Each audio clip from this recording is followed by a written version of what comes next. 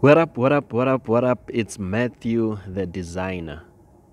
There are two types of designers in this world. Only two. Two types of designers. What are they? The digital designer and the layout specialist. Only two. Only those two.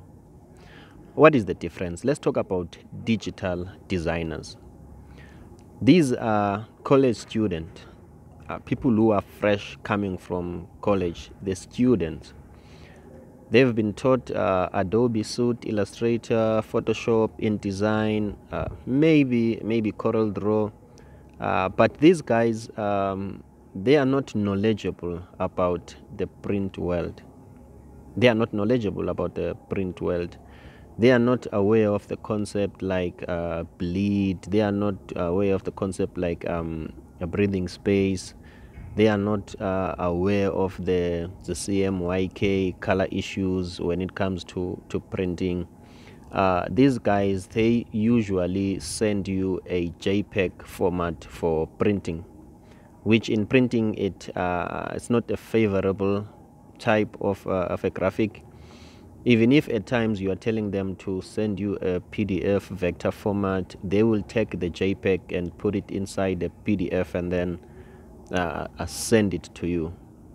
Also, these guys, you find them as freelancers, people who just got into design and they happen to work from home. Maybe they never worked into a printing industry.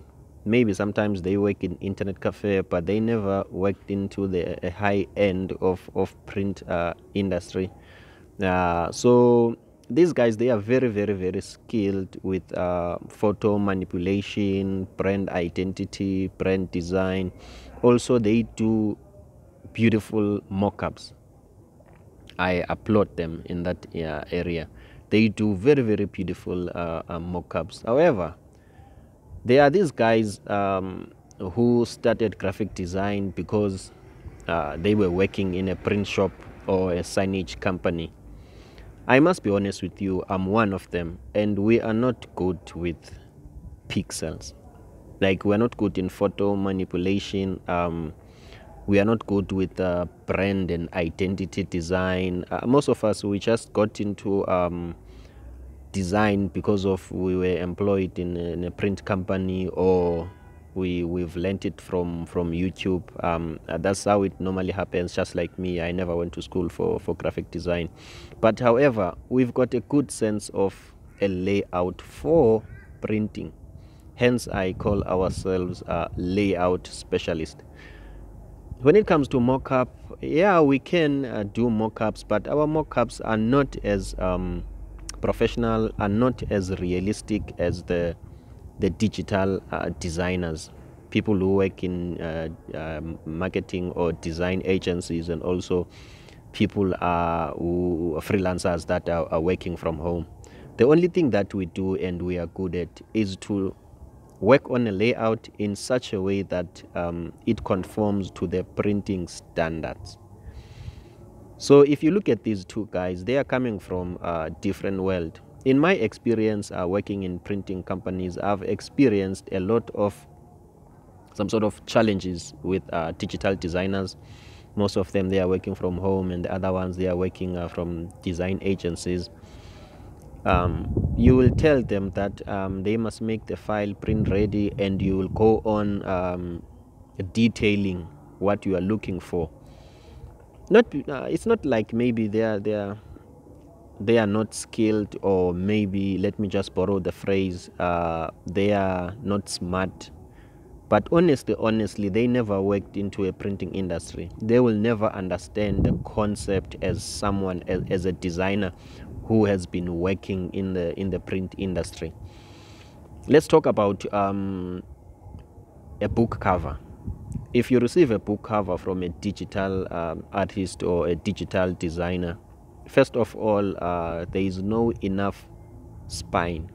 The space for a spine, maybe they just assume it's gonna be let's say 5 mil, or they assume it's gonna be whatever 10 mil, but they don't have that understanding of how do you, in your design, how do you put like enough spine, and also how do you put like more space a little bit, for binding issues, something that they are not aware of. So I can't blame them. They have never been in the print industry.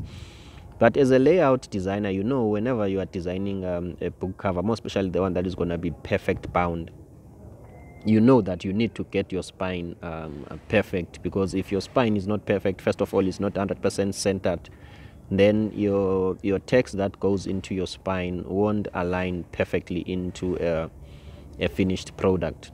So you will find that you have to go back and forth talking to the designer, and in most cases digital designers get frustrated.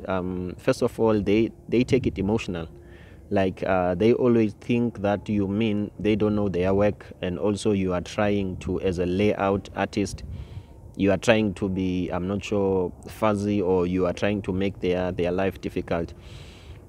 If I was a digital designer, it was going to be my task or my serious homework to meet a layout designer, someone who's been working in print industry, paper print, and also signage print. I will ask them in details, what do you mean when you talk about print ready? What's the actual meaning? I will ask them in details, like signage or booklets, book covers, business card. What do you want actually, so that I can get that information.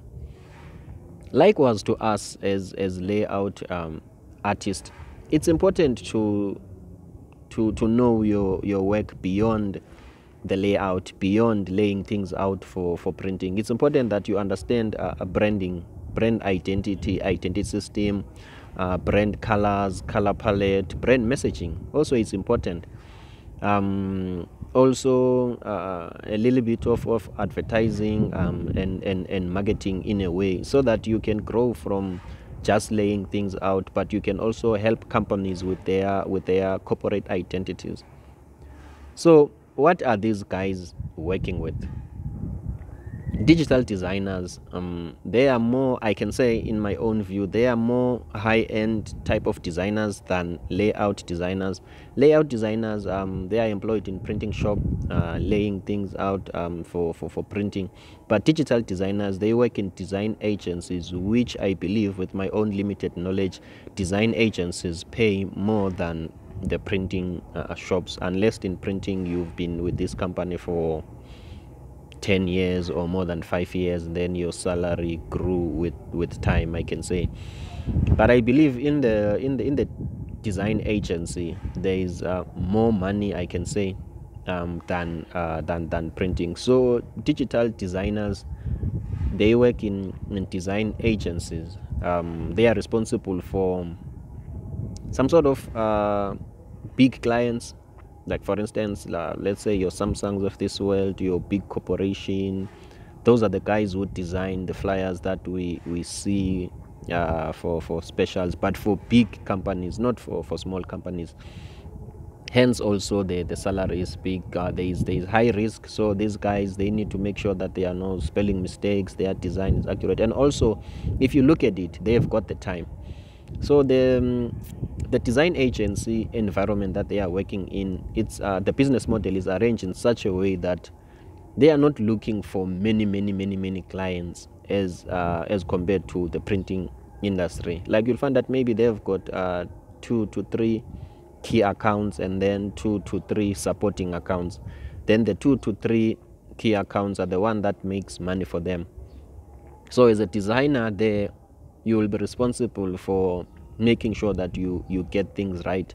Bear in mind, or bear with me, I'm only talking about this from some sort of research and some sort of what I think. I've never worked in a design agency, so I think that's the view of a digital designer. Hence, you'll find out working with Photoshop and Illustrator, and at some point After Effects for motion graphics. It's very important.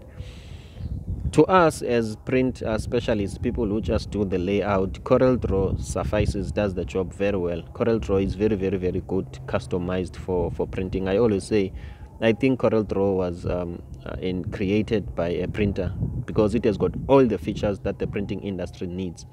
So with us, we are very concerned about the finishing side, the actual physical product. If you ask us to do something, we don't just get to do it. We ask, how is it going to look like in real life, so that we can prepare and set it up in such a way that it prints perfect. So we are digital designers, are pixel perfect. Us, we are some more of print perfect guys.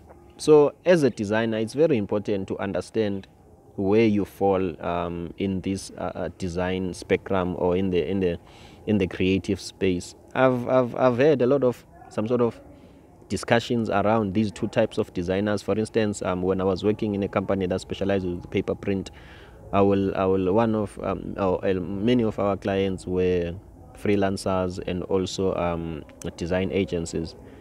You will see these guys that they are always shocked and amazed by us using CorelDRAW, as if print industries can use something else than CorelDRAW.